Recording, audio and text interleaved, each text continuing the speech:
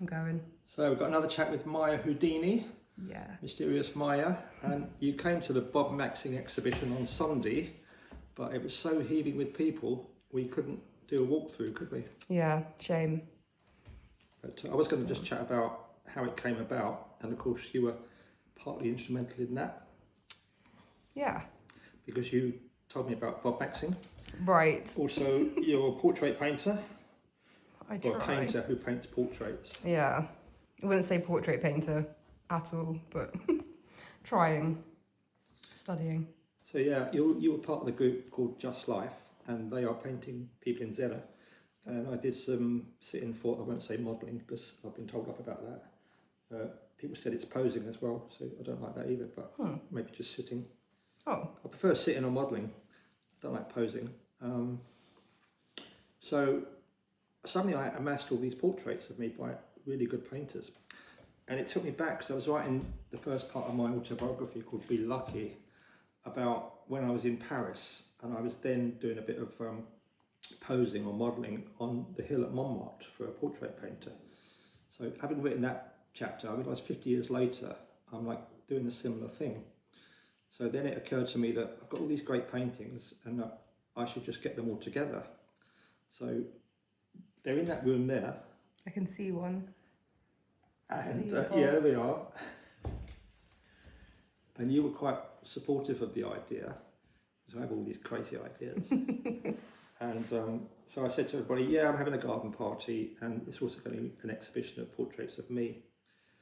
So people thought, oh, that's fun, you know, but it's also a bit narcissistic. Nah. And I said, well, it doesn't matter, does it? I don't think so. Do you think it's narcissistic? No, I think it was quite tongue-in-cheek. Like, I think if you were a narcissist, you would be doing it like very seriously, and you wouldn't be worried about if it was narcissistic. Well, would you? Right. I don't think you would be. Yeah. Probably be charging as well. Right, exactly. You should have done that. So I got them all together, and I literally banged them on the wall in bulldog clips and tin tacks in my bedroom, and must have had about 40 people came on Sunday. Right. At various stages to just walk through. And yeah, it went down very well. Yeah. So I did then get the idea that some of the artists said they'd like to use this as a venue, you know, because I've got the cottage just over the courtyard, and they said that they went in there, had a look, they said that would be a great venue for like portrait painting and also life modelling. Yeah. And I've got a couple of friends who've done life modelling, and I did some myself when I was younger. So I said, yeah, we would be happy to model. And then one of the other painters said, well, what about plein air? I said, yeah, bring your plein air group here. So suddenly we've got this kind of idea of like an art school, the Tregarthen Art School, which is just literally loosely set up from this one little show. And now that might well happen. Awesome. Do you think that's a good idea? I think it's a great idea. Yes. I want to be part of it. Good. Yeah. Sounds very fun. So should we go and have a look? Yeah, we should. Which is what we were hoping to do on... do you know those? Bacon. I was a bit naughty on Sunday actually. People were not you, surely, Bob. I was. People were milling around, and I said, "It's given me an opportunity to get my Lucien Freud out." Right.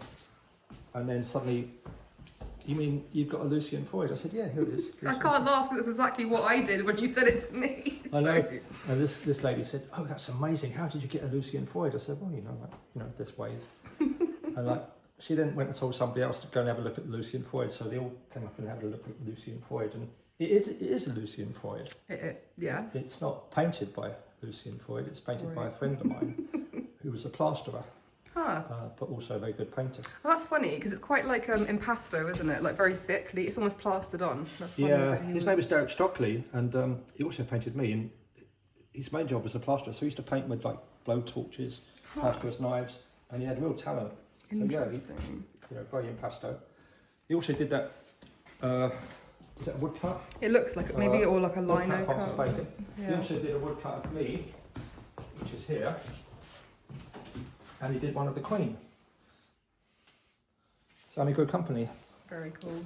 Me, Francis Bacon, Lucien Freud. Is he going to see this video? He's dead. Oh, okay. Well, he's pretty He would be- definitely he would can be- see it He then. would be delighted. Well, I was going to say, like, I think that your portrait is the least recognisable. Yeah. I think the Queen's, well, she's got a crown on, but the Bacon is very recognisable. Yeah. Like, that is, yeah. Actually, there's quite a story behind that. He was very good friends with Francis Bacon, because Wow. Francis Bacon would drink in the colony rooms. And Derek, my friend, he was a scouser. He's very rough. He was in the Navy. And he used to drink with Francis Bacon. And one night, Francis Bacon quite liked rough men. Like, you know, he was always going off with gangsters and liked being beaten up. He said to my friend Derek, if you come back with me tonight, you'll be a rich man in the morning. And Derek said, well, what do you mean? He said, well, I'll give you a painting. And then Derek is a bit old school. He said, I'm not doing what you want me to do just to get a painting. And so he didn't go back. And then years later, when he fell into complete poverty, he said, I wish I'd gone back with Francis Bacon, because I'd be a millionaire now. I don't know. He's spoken about that, hasn't he, Bacon? About how, Yeah, he used to pick up rough trade and give them paintings. But I think as well, like, he was quite traumatised. I mean, obviously, looking at his work is like something, but like, yeah. Was he not abused, like, when he was younger or something like that? Yeah, he was. He had a boyfriend called, I think it was John Dyer. He was also knocking around with the Cray twins, the gangsters. And I think it was in Venice when he died in Venice, and yeah, he got beaten up by. But he used to like getting beaten up. But I think that was because he had previously been beaten up without his consent, though. I think, right? Like, I think, didn't he speak about this? I've forgotten now. I don't want to put. It went into his work as well. You know, like the dead popes and things like that. It's all contorted figures. So there's a lot of violence in Bacon, which is why he's so powerful as an artist. So yes, and here we are. I actually changed it from being in the kitchen because there wasn't that much wall space, and I would have had to take a lot of art down. So this is actually my bedroom, which is doubly dubious because when I hung them all up last Friday, I woke up next morning and I'm surrounded by paintings of myself. That's hilarious. Yeah. So this wall is all your friends at the Just Life Art Group. And these really are the best painters, along with Tim Hall there. So this particular wall, I think most of these people are professional portrait painters, and they've all donated their particular portraits of me that were done last year to this exhibition. I think, you know, this is really good, this wall. It's pretty cool. And these were done maybe in 1 or 2 days in Zennor. This one in particular, Maya, you might recognise. Right, definitely everyone's favourite. Well, actually, it was some people's favourite. That's wild. They're very modest, but Something about should have gone to Specsavers or something. Was that your first ever portrait? That was my first ever portrait painted portrait. I've done like heads, like studies of heads before in like graphite or charcoal. But yeah, painting, yeah. But figure, I just think figure and portrait is very difficult. Very, very difficult. So I'm just studying and trying my best, but yeah. Good. So which is your particular favourite? Have you got one? Well, I think, yeah, Stina's one I really like. Stina's, yeah. Yeah. This is Stina, a very elderly and very eccentric lady. But yeah, she just literally did this in 10 minutes. She's been in your videos before, hasn't she? She has. I videoed her about her past life, which was very bizarre. And she's actually coming here next week. And she's having an exhibition in St Ives this weekend. And she said, I don't know what to do. I don't know what to sell. I can't be bothered framing anything. She said, considering that you've just done a little ad hoc exhibition of portraits, can I take a few portraits along and take my crayons and my watercolours and charge for portrait sessions from the people that are coming? I said, that's a great idea. And she's only charging £5 an hour, so £5 a time. So I'm going to get some more of her. So I'll have more portraits by Stina. And literally, it's done really quickly and it's very loose. So quickly, I'm jealous. I wish I could work that fast. But it's like the opposite. She made a really bizarre title, unbeknown to me, which she wrote on it. This man gave birth to a baby, which was a bit of a strange thing to put on the title, but she'd overheard a conversation when I said that I actually had a baby 3 years ago, who now lives in Penzance, called Zennor. So she just put that on the title. So none of the others are titled. This one, I think that's Jenny Shaw Brown, and she deliberately made me look like a rock star. Yeah, yeah, it's almost like got a bit of Bowie in there, not the hair, but like something, I don't know, or like, yeah. Obviously, the colours there's are a so... temptation for them to do flattering portraits of people. And Liza Armstrong, who's really good as well, she did apologise for giving me jowls. And I said, well, you know, if I've got jowls, I've got jowls, but, you know, can they be like photoshopped out or anything like that? I think something about this one as well, sorry, that I do like. Yeah, that's Minnie McNaughton. Right, of course it is. Yeah, I see that now. Oh, it's not in frame. I mean, there's something in all of them I like. But yeah, I think Stina's and Minnie's then on this wall are probably my favourite. I really like that one, but I just don't know if it looks like you exactly, but I like it. Yeah. Yeah. Then we got our mutual friend Grant. Grant, that's also, yeah, it's also he's got he did several paintings for me. So if we have a future exhibition, or if this moves somewhere else, we can do like one of the finished paintings with some of the sketches, which is quite interesting. Yeah. And that's what's happened with Tim Hall, who's a very accomplished portrait painter, and also he does tutoring. Right. And he uses his method of working with a camera. Was it camera obscura? Lucida, that's it. Lucida, so yeah. So he did a finished painting, and then he also loaned me some of his sketches leading up to it, which I think is quite interesting.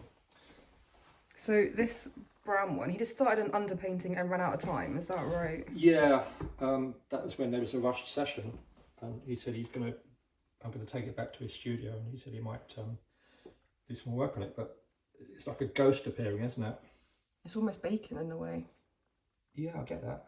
Is it, so did he use Lucida for that one? No, surely not. I think he did. Huh. He's always taken lots of photographs. And I feel like the colours of this one won't show up so well on camera, but the colours are very fresh.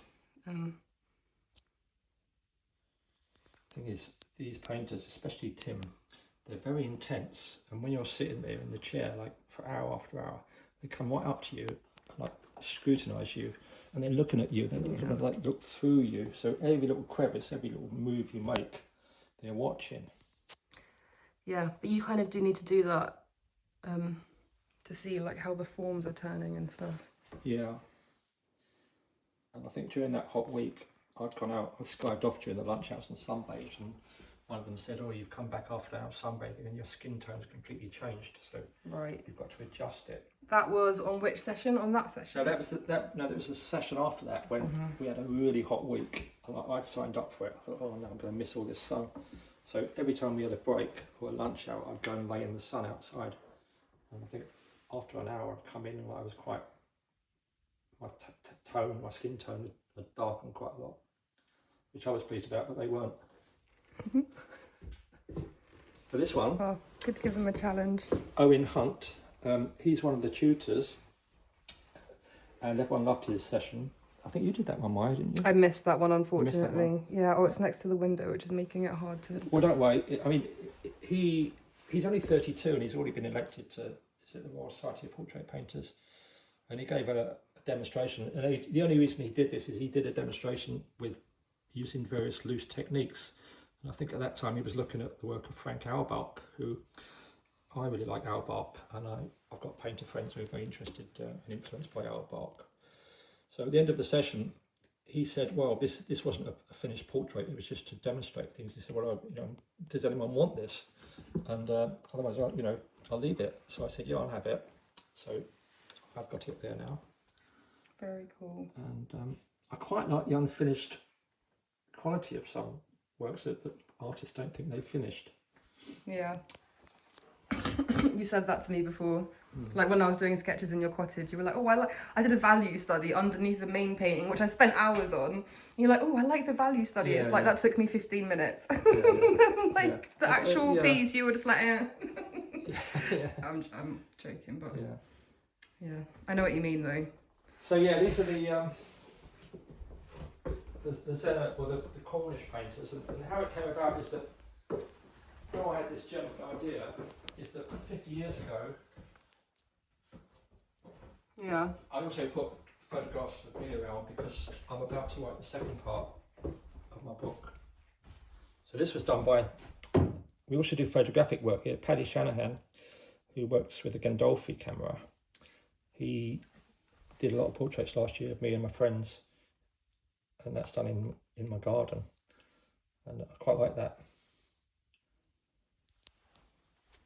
Who are these ones? I think you told me before. These and are I've forgotten. Louise, one of the members of the St Ives Arts Group, and she considers herself very modest, considers herself a total amateur, but she joined in one of those sessions and did these two paintings, and so she was pleased to get them exhibited.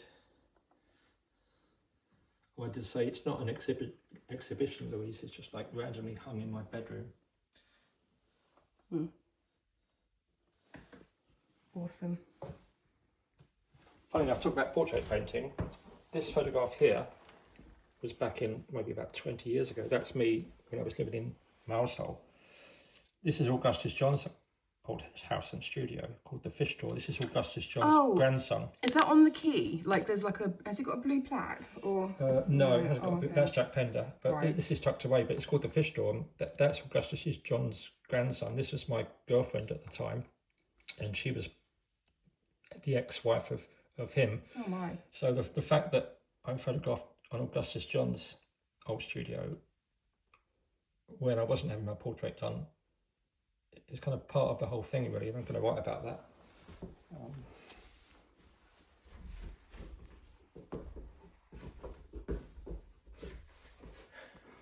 Now this is the naughty corner. There's two naughty corners, really. Okay. Rose's painting is very commanding. It's like that's got to be the biggest one actually, and maybe not canvas size, but yeah, it's big and bold, isn't it? it's cropped in, right? Like Rose, like, really. Big, like bold, Tim's bold and in your face. Yeah, Tim's is like a similar size, and also that one there is a similar size, but they're not as cropped in as hers. No. Like it's like, yeah, the biggest eyes. That's why I wanted that one, because she was organising this session, and she did one, and she was like really quite close up, and she said she likes to fill the whole canvas. She does. I quite like that. She likes to be slightly from below as well, I think, which means that you're like the sitter is looming over the viewer a little bit, which is interesting. She said it wasn't finished, which it's not, and so she would finish it at some other stage. Nevertheless, I said I wanted it because I wrote in my book about a guy called Robert Graves, who was a poet I befriended in 1975, and there's a painting of him that looks uncannily like this painting of me. So I put these two paintings side by side in the chapter I wrote about when I was living in Mallorca, and so I said, can I have it for the show? She said, well, it's not finished. I said, well, it doesn't matter, so I got it now, and I don't know if she'll ever finish it or not, but she's also part of the Just Life art group. This little corner here, these are all done when I was a lot younger. I think it was just the first time I was ever drawn. This was in Paris in 1975, and we had a scam which I've written about. I'd sit on the hill in Montmartre, and this Norwegian portrait painter who told me he was the best portrait painter in Paris was going to do a sketch of me, and then we'd have it on his easel, and as people got off the bus and the coach, unsuspecting tourists, they go, oh, that's good, and I'd say, oh, this is brilliant, you've really captured me, I love it, his 30 francs. Right. And of course then they would mimic that, and they'd all sign up to be painted or drawn, I think it was pencil, and then they'd give him the money, and then he'd knock out a few quick, give it to them, and then they'd get back on the coach. So that was a bit naughty, but he gave me that as payment, for sitting there for like 3 weeks, hours on end. And when I just feel like, I mean, it's a cool gift, but I mean, do you not give you any money or anything? yeah, I got a share of the tokens. Right. Oh, okay, that's fine. That's fair. Every day he would divvy out the tokens, but I think he was a bit of a criminal, because we then fell out over a French girl who we both quite liked, and I think he was giving me not very much, and he was spending all of his. I think he was giving it to this French girl and taking her out for drinks. So I found out about that. I wasn't happy, but he gave that to me in the end, and it was sitting in my flat in London for about 50 years, just as a piece of paper, really. So when I got it out to write about that time in Paris, I just thought, well, I then looked at, after that, I was painted quite a few times. Well, this was done by one of my ex-wives, Rosa, and this is her, very beautiful girl, Italian, and she used me as a model when she took up painting. I took up drawing, so I did some life drawing. I was modelling for some life sessions for her and her friends in Ely, and so yeah, she did a few of me, and this was used for the cover of my book. This when I was living in Crete, so I spent a lot of my youth without any clothes on. You know, mainly because I was living in hot countries, but so I've got various photographs of that time because I'm about to write about my life at that stage.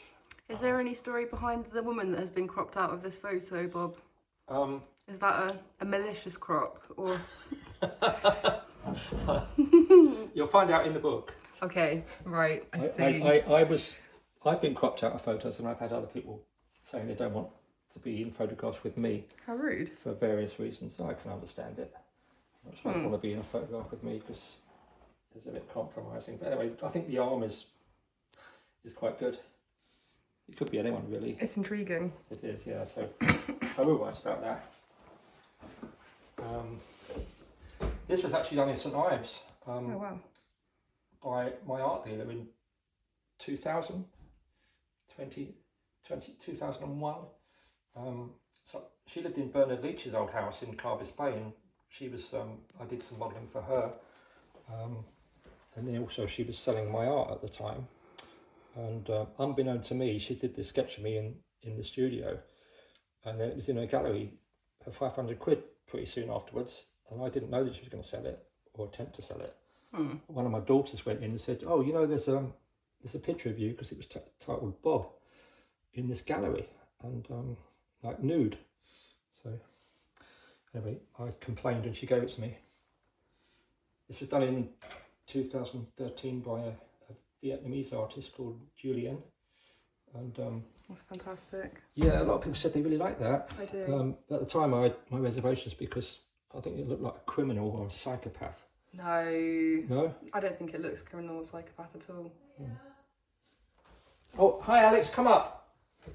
Is it the furrowed brow, or what is it? Yeah, I don't know. I think it's very intimate, and it's hi. Alright, Sorry. Oh. We're just doing a walkthrough because we didn't get a chance on Sunday. Yeah, talking about the art. So I pause for a second. No, just carry on. We're nearly finished. Okay, cool. So yeah, I just found it in a box of sketches and notes and drawings, and then when I found all these things, I think, well, it's got the germ of an exhibition, really. That's why I wanted to do it, to bring the past up to the present. So these were done 50 years ago. These were done like 30, 40 years ago, and these were all done just a few months ago. So literally, I'm making an exhibition of myself. This one, I feel like you're, I don't know, like one of the members of Led Zeppelin when they were starting out. At that time, I had a thing about... You know what I'm saying? Yeah. Or like something like that, one of these like... I wanted to look like Jesus, or more specifically, John the Baptist. So I used to like compare myself to John the Baptist. That's weird. I asked someone the other day, if you could be anyone in the Bible, who would you be? And they said John the Baptist. That's weird that you just said that. Why John the Baptist? I don't know. I think... That's really strange. I think Jesus is quite a difficult one to be. Overrated? Quite a responsibility. Oh, okay. So it was John the Baptist or Simon Magus, who was a magician. But I quite like the idea of it, and I wrote poetry saying comparing myself to John the Baptist. And I think Bob Dylan made a song about John the Baptist. I don't know much about John. Do you? Well, some say he was the real deal. Jesus, not so much. He really made Jesus into what Jesus was. Yeah. That it was John really who was pulling the strings behind. That's right. I didn't want to say that because I didn't want to make out that I was like more important than I was, more important than Jesus. Well, I need to read up on John the Baptist because I didn't know that. So there we are. We just had a little chat about this exhibition. Well, that sounds fascinating. Just getting the tail end of We it. also talked about the performance art, which Maia didn't see because she left at that stage. Oh, Yeah. yeah. And But you've got it on your channel, though. Yeah, I but, made a little video. He said, yeah. "Oh, you can't put it up. I was drunk. It's terrible." I said, "No, it's great because it's really loose. Yeah, no, it's I thought really it's good. fun." Yeah, And, yeah. This was very Diablo. I Yeah. think. Now these are done by a Yeah. friend of mine, Yeah. Estelle, who's a poet as well as a painter, and she said she couldn't get anyone to sit for her, so I obliged, and I think these were all done about 2 or 3 years ago. Her partner wrote a book about me. Well, I shouldn't say partner because I'm not sure that they're partners, but so she's got a studio in Devizes, which were okay to do TV and radio work. Well, that whole corner, like both walls are. Yeah, those all are hers. I think she's really happy to, because they've just been sitting in her studio. I said, I'm going to put them up. Very cool. I'm going to hit pause for now. Yeah, that was great. I think we've got some good footage there. Nice.